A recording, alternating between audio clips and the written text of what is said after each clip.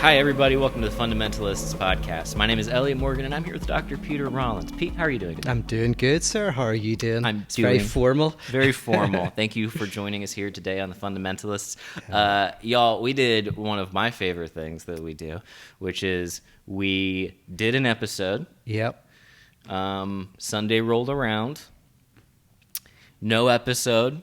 And I was like, are we doing what's going on? And what are you thinking? And Pete did the thing that he does sometimes where he reads my mind, and he was like, we weren't feeling great about it. You said you weren't feeling great. And I was like, it's funny you say that. I'm also not feeling great about it. And it was an episode all on dream interpretation where we shared recent dreams that we've had, and we both, took a little stab at it, talked a little bit about some of the ideas behind dream interpretations, which we'll talk about a little bit in this episode. But I love when we just tears were shed. Tears were shed. Yeah. I mean, it was just enough, because when you started calling up your family I and did. Apologizing and all that. A lot of apologizes. Yeah, a lot came out. Yeah. Apologizes. Yeah, it was definitely like that. It was definitely like I was just personal enough in it that I was like, I'm okay if it doesn't go up. And then you were like, as kind of personal. And I was like, okay, we'll go with that. Great.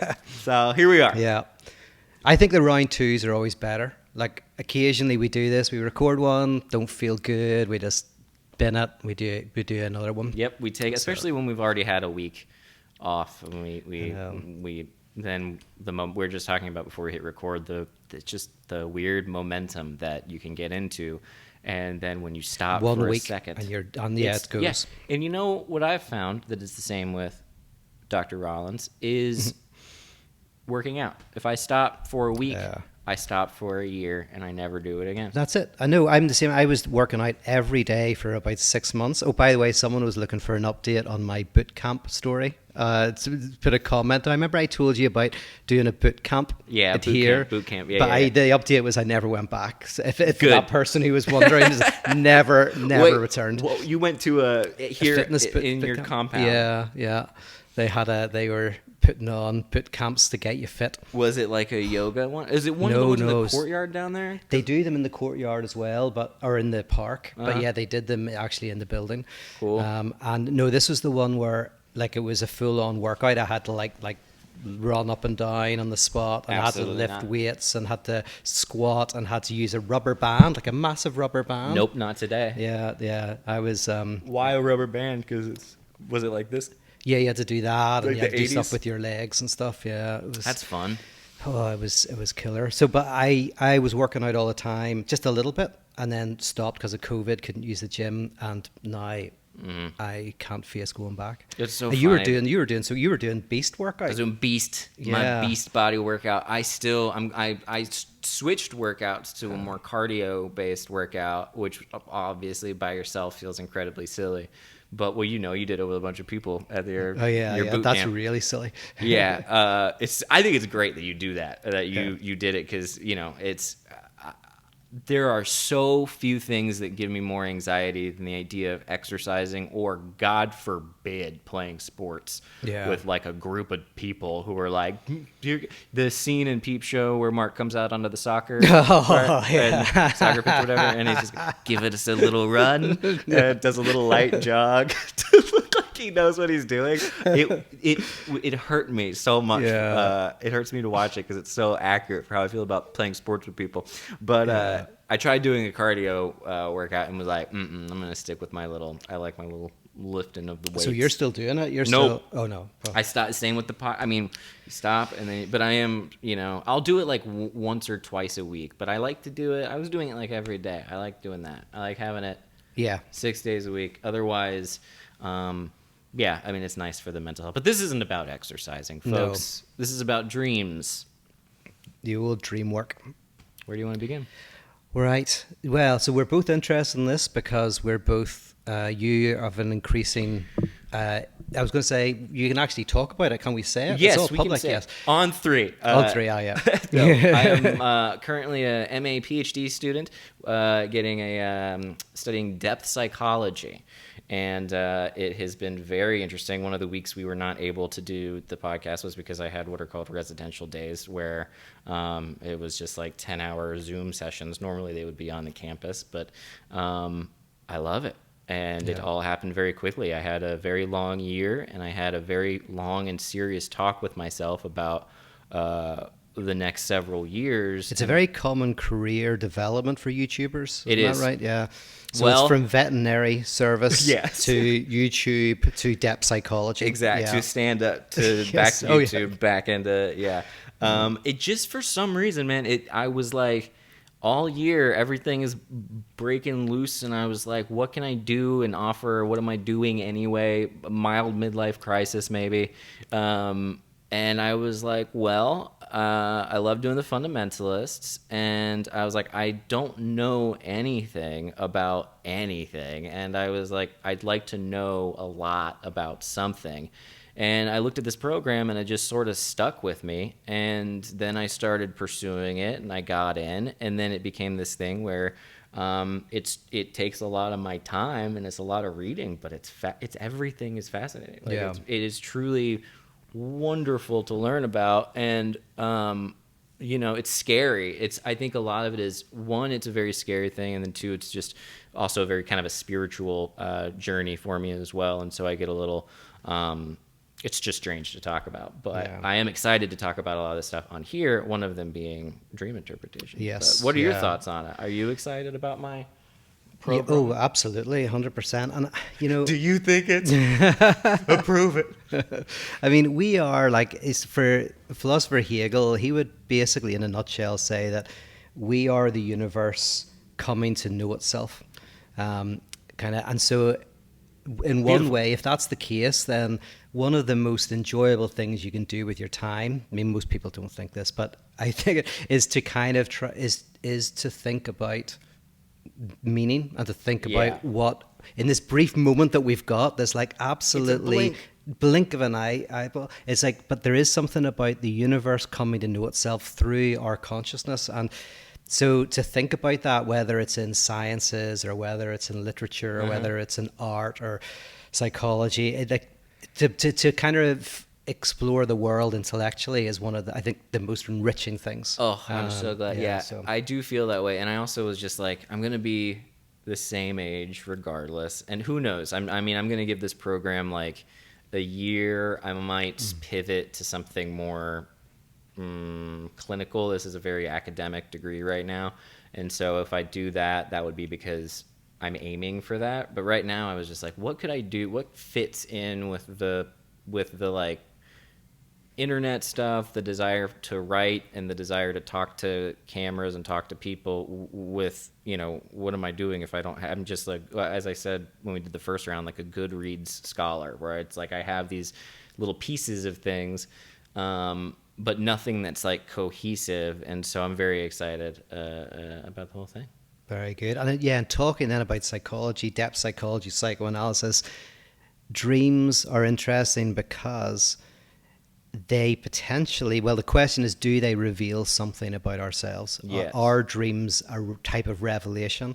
And in depth psychology and also in psychoanalysis, where I'm interested, there's basically the thought that, dreams have meaning, and we can decipher them. Yeah, it's really, I think the proof of it is just in the fact that we didn't upload the first. Yes. Like, there was something in both of us that was like, too real. Yeah. And even though it wasn't even that bad, but it was because I don't want to go into the dream again that I had. First of all, I think it's been sufficiently talked about, but you hit certain elements of the nail on the head a little bit, and it did illuminate a little bit of certain situations, which was lovely. I just didn't want it out there publicly. Yes. Because you don't. It's the dream thing too is so weird, because you'll say something, and it sounds crazy because you're describing something that's insane, and it's so funny that it's so boring to the person listening to it. I find it interesting because I like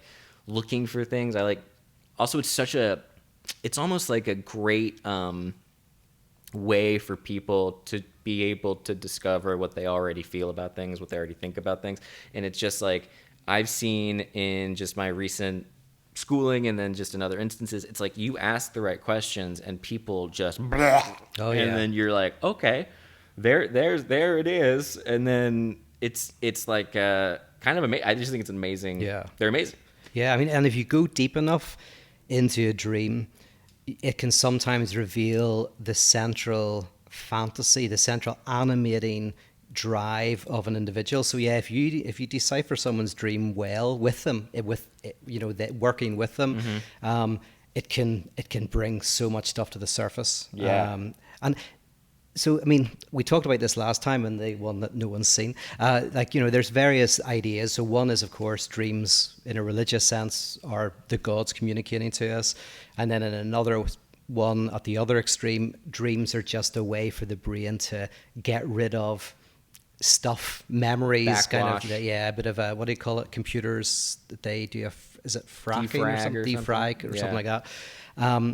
But then there's a whole pile of thoughts in the middle that actually dreams are, we repress so much stuff and we hide so much from ourselves, and at night the censorship that we put ourselves through during the day by going everything's fine, everything's great, all the anxieties that we kind of push down by keeping ourselves busy, whenever you're in bed with your eyes closed with no sensory stuff coming in from the outside, some of that repressed material begins to find a way out. Hey. Yeah, hello.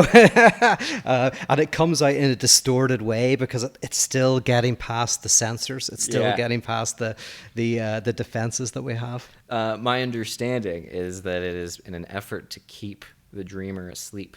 Yes, that's one of the thoughts. Freudian thing. Yeah, is that if we were confronted with the terror of our fantasies and our dreams and our fears, we would be shaking ourselves. So they make it look silly. Yeah, make it look like a little furry monster. Yeah, they make it look like when you explain it to people, you sound like a crazy person. So just keep it to yourself. Bottle it up again. I love all of the ideas behind the symbols, behind the old what's the word I'm looking for? Tribal societies, the old stories in the Bible of dreams that tell people what to do and how to be, the visions that appear to them. And it's so funny to me that it's like, it's been years, decades even, and people are still just like, they happen to most people, basically everyone at some point, and we still like don't know anything. Like, we don't really know. But what I think, here's my theory, Pete. What do you think about this? This is a little not related to the dream thing, but a little bit. I think that the approach that you take to the dreams has an effect on their efficacy in your own life. Therefore, if you think that it's like backwash in your brain, it's just going to be backwash in your brain. No big deal. If you think that they're messages from the heavens, you're going to act like they're going to seem like messages from the heavens. Yeah. I think that's a very interesting facet. Well, that is true. So in psychoanalysis, people often start dreaming for their analyst. So someone goes to psychoanalysis and they don't really remember their dreams, usually. And then from doing psychoanalysis maybe 2 or 3 times a week, they start to, first of all, remember their dreams. So they start to kind of look at them.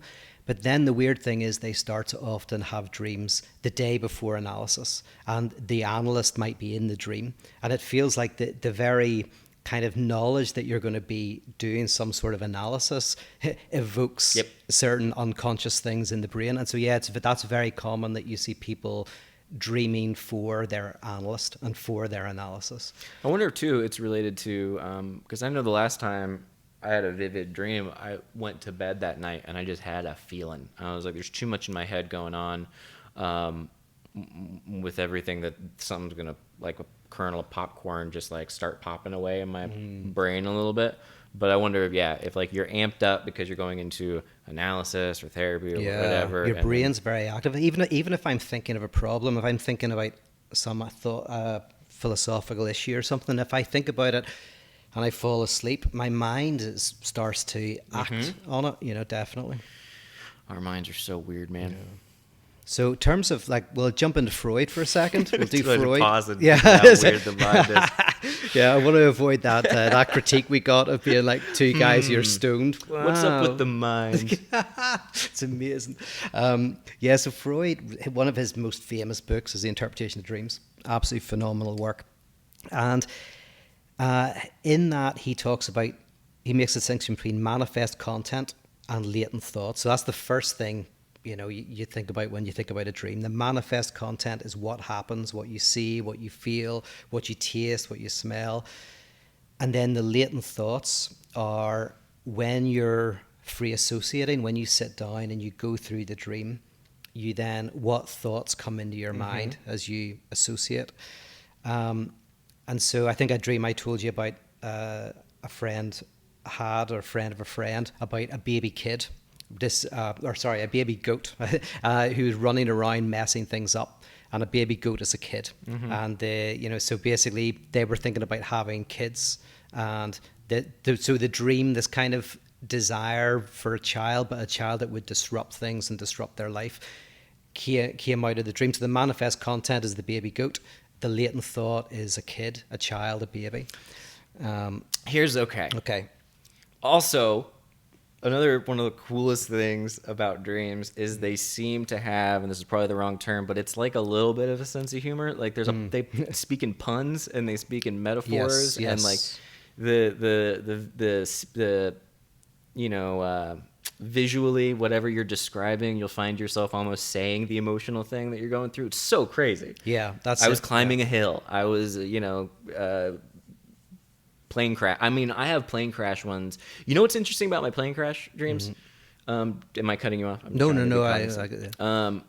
I've had recurring plane crash dreams. You mentioned this, for quite a while, yeah, and it's super. What I've noticed about them over time is that the seats in the plane that I sit in have gotten increasingly. This is why you don't do dream interpretation. I can already hear myself talking, and I'm like, reel it in. But the seats went from, like, over the years, they've gone from being like, those old toilets that you see with the chain hanging down the box all the way at the top? Yep. It kind of looked like one of those. That was like one of the first chairs. It wasn't bolted onto the ground, so it would slide everywhere when I would sit on it, almost like a really thin little high chair. And then it went. I had a couple where I was kind of in coach, normal, kind of doing my thing. It was probably around the time I was doing more stand-up and flying more. But then the most recent one, I was in first class. Each time, plane goes down, but the seats keep getting better. It was old seat. It's a beautiful metaphor for life, isn't it? It is. Yeah. We all go down in the end. You might be in first class right now, Elliott. Yep. But you're still going to die. And I got upgraded. I got upgraded to first class, and then I remember as I'm going in, I was like, I got upgraded, and somebody was like, oh, okay, you did it, and then I'm in first class, and then I was like, the plane started crashing, the whole roof got ripped off. These are very vivid, by the way, so I feel like I can still, you can still remember it, obviously it's a dream, and I remember as I felt myself going down, like I felt almost weightless, I had the thought in my head in the dream, this always happens. Like, I've been through so many plane crash dreams that I knew it was coming in the dream, and I woke up and was like, okay. Yeah, that's interesting, because one of the things about dream interpretation is you listen for words, of course, and phrases. What did you hear? Dang it. Yeah. No, there's actually some interesting words used, but I was thinking that, in knowing you and going, like, you've been through a number of careers and a number of changes, the latest one doing depth psychology. And so the first thing I'm thinking is, you don't get to your destination, something crashes, and you change location, but there is a certain, I don't know if there's a correlation between the fact that, you started as a veterinarian, you went into YouTube, you went into comedy, depth psychology, and then this recurring dream of you never get to your destination, it never gets there, that crashes before, but yet what changes is constantly what's going on within the plane. Yeah. So but I don't think that. Yeah, that's just an initial thought. Yeah, which is another fun part of the dream interpretation game is sort of the from what I've heard, the dreamer is typically right. You do the, if it doesn't resonate, then that's a good indicator. But I do think that there's something to that. I need to be better about writing it down because I'd be interested to know what was going on in my life during those periods. Because I also think that it tends to be maybe moments of like hubris, moments of wanting, moments of maybe not making sure everything is copacetic before taking off, essentially, like doing things too quickly. But who knows? Yeah. That's my self-interpretation, which is also, from what I've heard, not usually the most, unless you're Freud, who stayed up all night and analyzed his dreams doing cocaine, which who would blame? Who wouldn't? I know. But which is the original sin of psychoanalysis, which not the cocaine, but you can't analyze yourself. But then Freud was the first analyst, so no one could technically analyze him, so it was a bit tough. But he was very good at self-analysis, but you still kind of need somebody else to knock and it. the cocaine, lots of cocaine. And lots of cocaine. But who would? Yeah. He was very, like, his work with cocaine was about an anesthetic. He actually had a dream about it because someone stole his research and published it. Oh, really? Yeah, and he had a dream about it, and this is one of the famous dreams of Freud, actually. I was reading about him all day yesterday. Were you? Oh, very good. What were you reading about? It was that whole time period. It was the ARK and his patients, the discovery of like childhood sexual abuse being an indicator of like adult hysteria, him kind of breaking down the disagreements he had with people like, I think it was Buller or something like that. Bremer?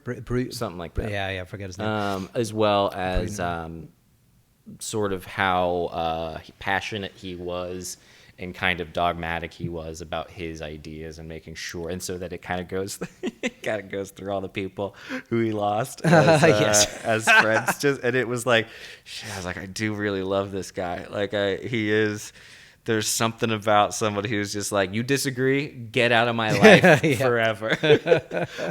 Just so insane. But it was about that, and then it was about some of the cases and the interpretation of dreams, the sort of lackluster initial response followed by the big thing, and then how he kind of deviated from his like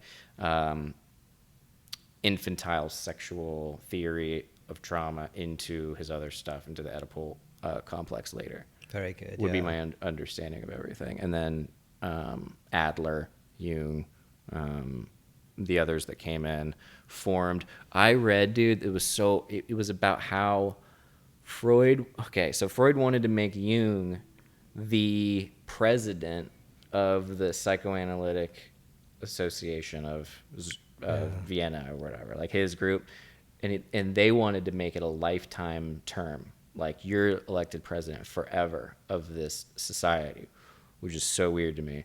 But Freud wanted to make it Jung, and everyone had a secret meeting. Have you heard about this? I don't know about the secret meeting, no. Yeah. They had a meeting just amongst themselves to figure out how to keep Jung from becoming the president. And then Freud burst in, and he said, basically was saying that if we don't have someone like Jung at the head of this is going to forever be considered like a Jewish science. That was his big hope for Jung to break it into the universal. Yeah. Right, yeah, and become established in a way like that. And so they compromised, and Jung became president, but only for 2 years instead of a lifetime thing.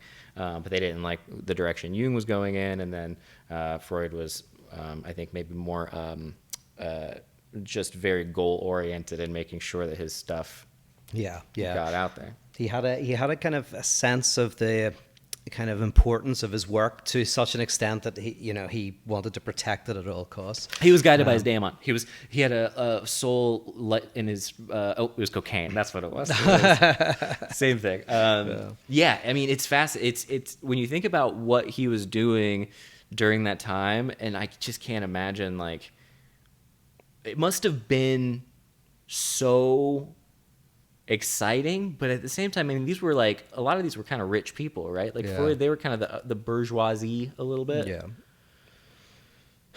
Well, must have been the days. That must have been the coolest thing in the world, to be all old and like you figured the coolest thing out maybe ever. Yeah. And all you do is you get to start an academy where you hang out with your friends and talk about your patients and what kind of therapies are working for them in a way that has never been done before, because there wasn't really like a psychoanalytic structure. He was trying to create one out of nothing. Like, that's so crazy.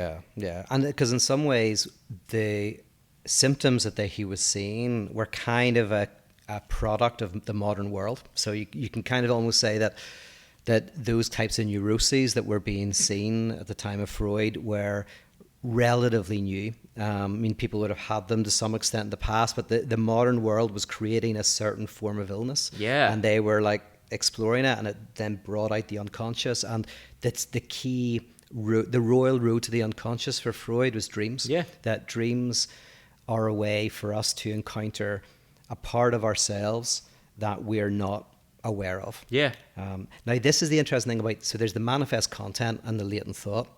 But here's the interesting thing is, technically the latent thought isn't yet the unconscious. That's the key, is that... Is that pre-conscious? Yeah, preconscious, because you can bring it to light. You know, whenever you hear an interpretation that connects with latent thoughts, it usually doesn't surprise you too much. It's like, oh yeah, no, I never did like that person, or yeah, I am a bit jealous, or I am really desiring that person. And so you kind of encounter something in yourself that you might not have been completely aware of, but you're dimly aware of. Yeah. Right?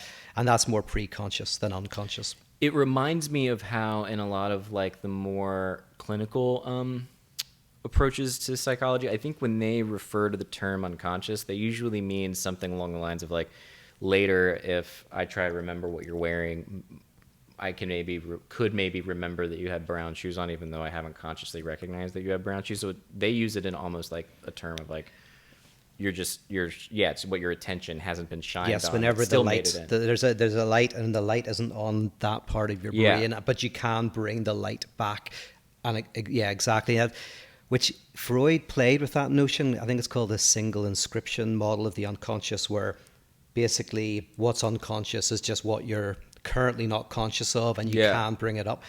And then he moved from the single inscription model to the double inscription model, which is where something stays unconscious even if you're thinking about it.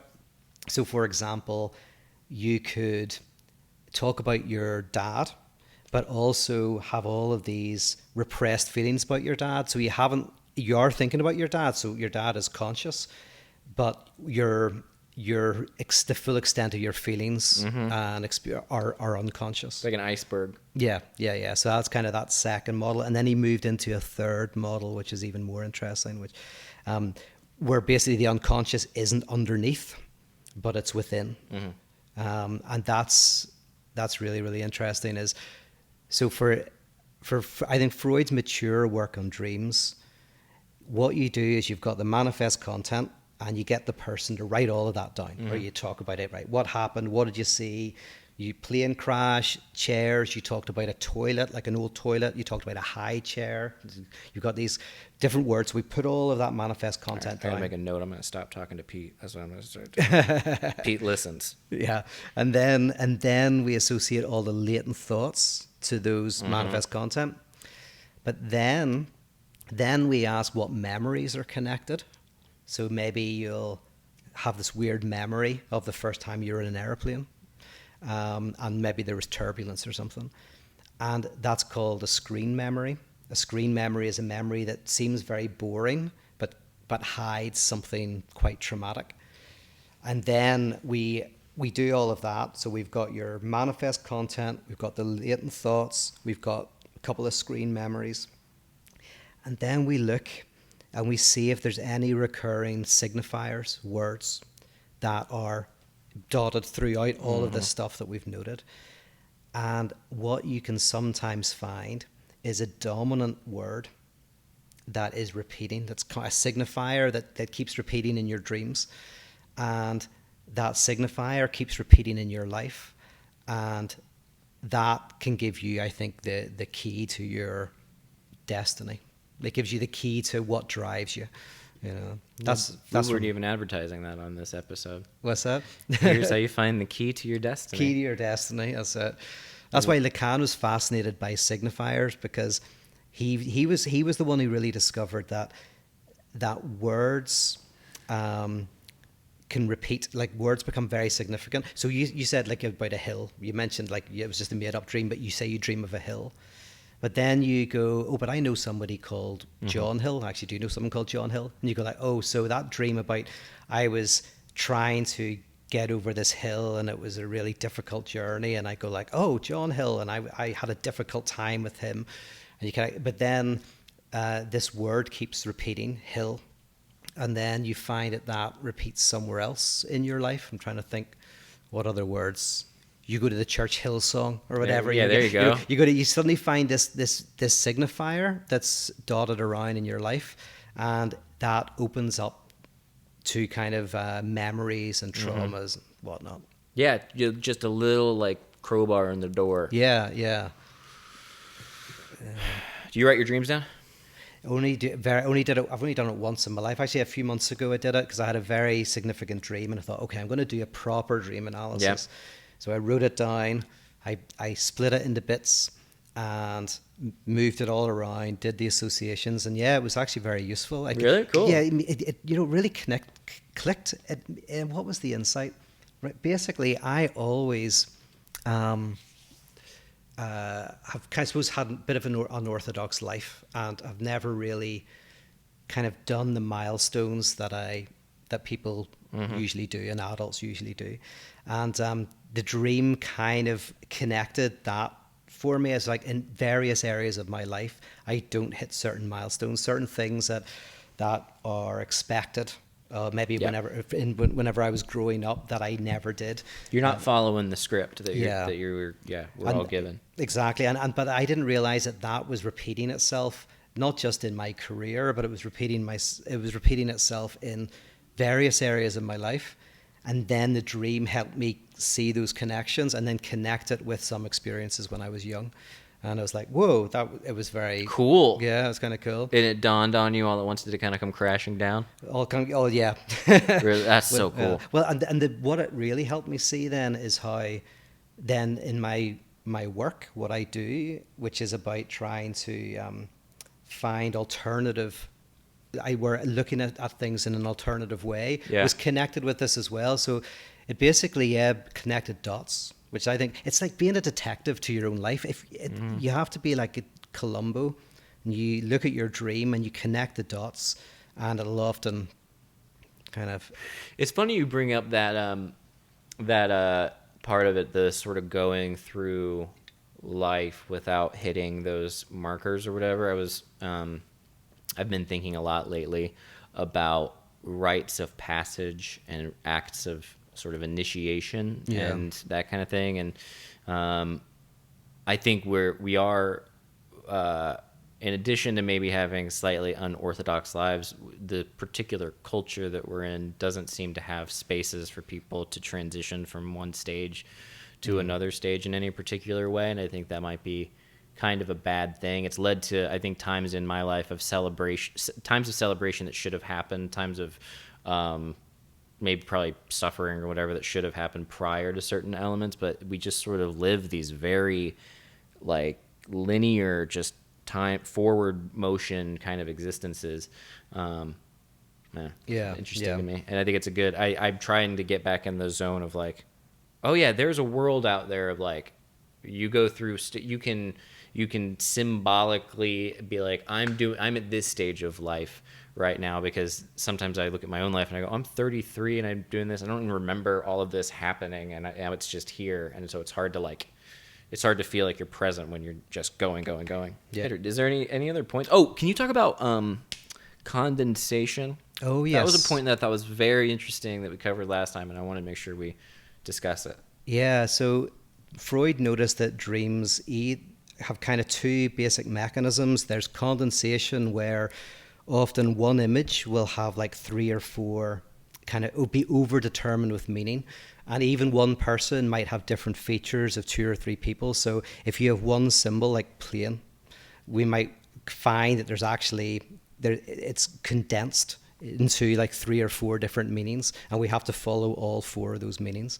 And then kind of displacement, where you dream of something, like I dream of a hill, but then that's connected to my friend John Hill, which is then connected to something else. So that's displacement. And so those are two mechanisms of dreams. That's why you can't kind of take them on the surface.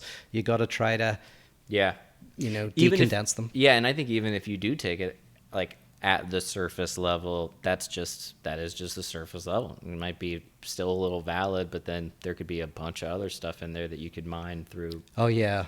Work and imagination and all that stuff. So interesting. Yeah. And the main way you know that it's working is that it changes your symptoms. So like I think I said in this, I think we talked about this, but I was helping a friend interpret a dream, and through the interpretation it changed how he interacted with people. Yeah. And it happened almost immediately.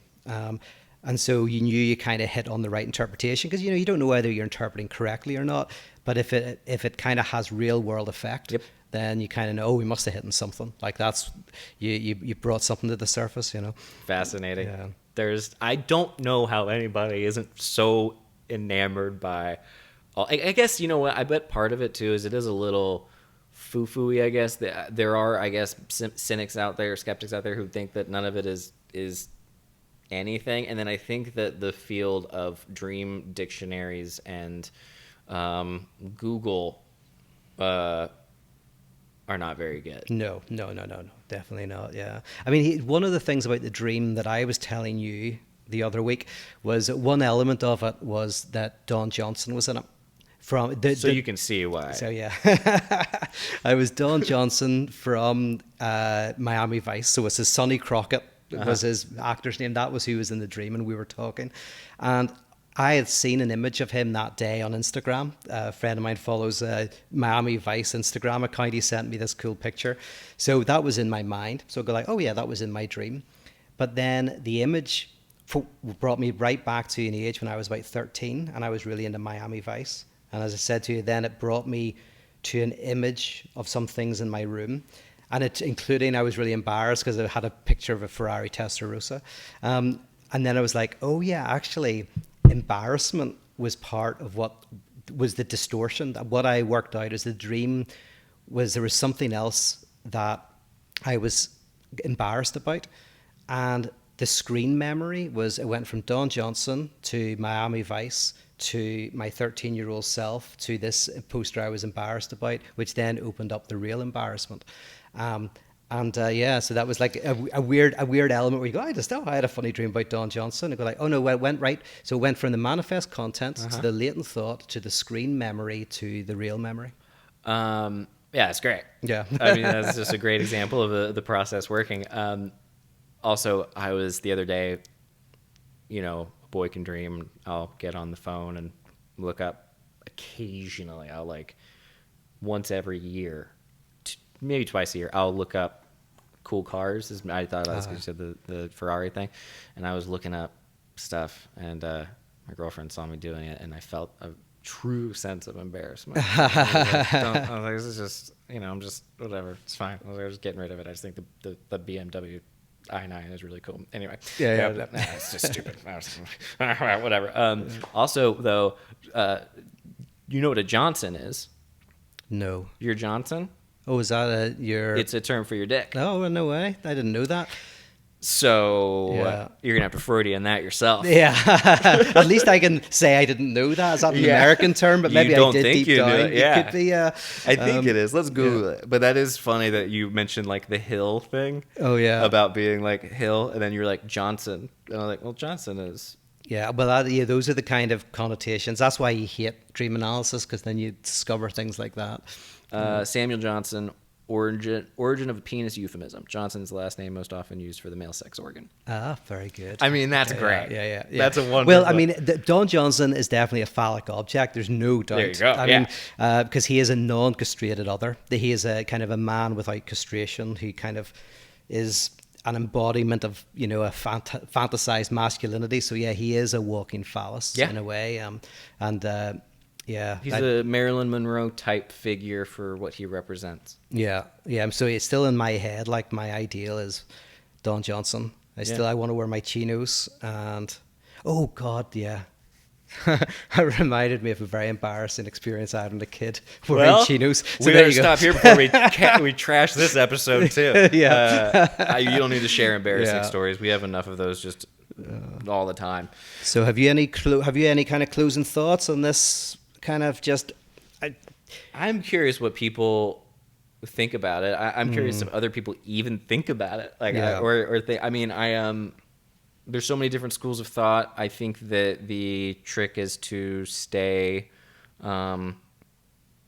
If anything, I think much of what we need in life right now is based in having more imagination and more silliness, more ridiculousness, and there is no better way, if you need an easy and free way to do that, than to just try to interpret your own dreams for fun and see what kind of stuff you can stir up in your brain, because at the very least, you'll get yourself working on some level that maybe you weren't before, which I think is cool. That's a psychoanalyst friend of mine, Chris. He says to me, he says, right, you kind of got to bracket out whether dreams have meaning. He says what they're great at is producing meaning. Yeah. So he says when you free associate, you don't have to worry about whether the dream really means what it means. He says in his professional work, you'll always come to something interesting and sometimes something transformative.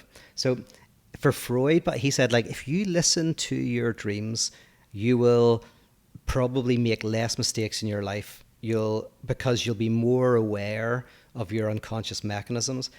And so one thing, I don't do this very often, but it is interesting sometimes to sit down with, say, your partner or friend, tell a dream, and then just do it, just free associate. Start free associating.